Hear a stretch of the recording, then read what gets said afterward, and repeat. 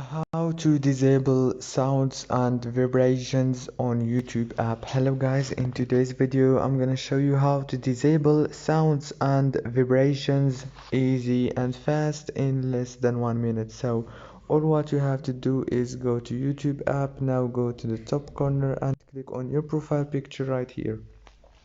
Now go down and click on settings right here, and you will find many options here. Now search for notifications option and click on it like this, and it will take you to this page. Now go down and you will find disable sounds and vibration.